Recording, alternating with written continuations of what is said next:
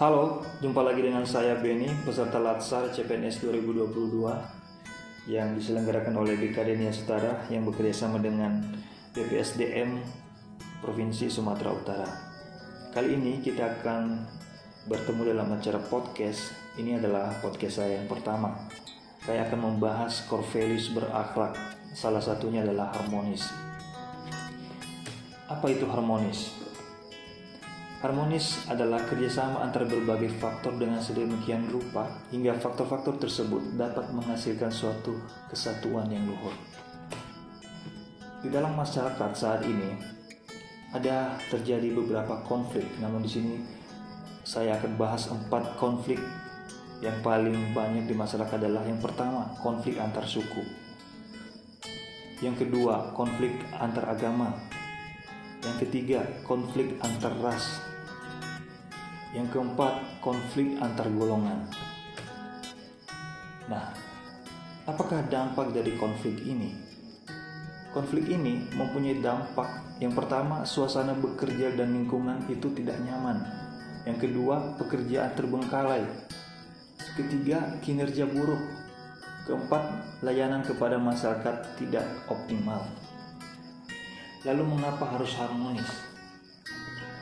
Pentingnya suasana harmonis dalam lingkungan bekerja seperti saya di lingkungan Inspektorat Daerah Kabupaten Nias Utara saat ini akan membuatkan kita secara individu menjadi lebih tenang, menciptakan kondisi yang memungkinkan untuk saling kolaborasi dan bekerja sama, meningkatkan produktivitas bekerja dan kualitas layanan kepada masyarakat.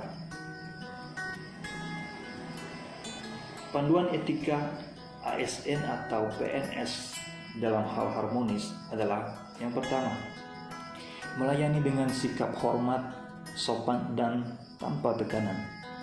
Kedua, menjaga agar tidak terjadi konflik kepentingan dalam melaksanakan tugasnya. ASN itu harus harmonis. Secara umum, menurut Undang-Undang Nomor 5 Tahun 2014 pada pasal 11 tentang ASN, tugas pegawai ASN adalah sebagai berikut.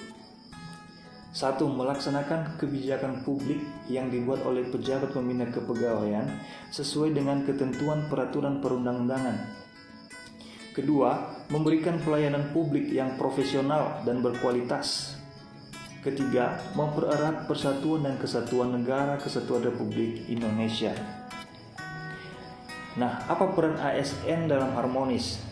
Yang pertama, posisi PNS sebagai aparatur negara, dia harus bersikap netral dan adil. Netral dalam artian tidak memihak kepada salah satu kelompok atau golongan yang ada. Kedua, PNS juga harus bisa mengayomi kepentingan kelompok-kelompok minoritas dengan tidak membuat kebijakan peraturan yang diskriminasi keberadaan kelompok tersebut. Ketiga, PNS juga harus memiliki sikap toleran atas perbedaan. Keempat, dalam melaksanakan tugas dan kewajiban PNS juga harus memiliki suka menolong baik kepada pengguna layanan juga membantu kolega PNS lainnya yang membutuhkan pertolongan. Kelima, PNS menjadi figur dan teladan di lingkungan masyarakatnya. Demikianlah podcast saya kali ini dan sampai jumpa di podcast saya selanjutnya. Terima kasih.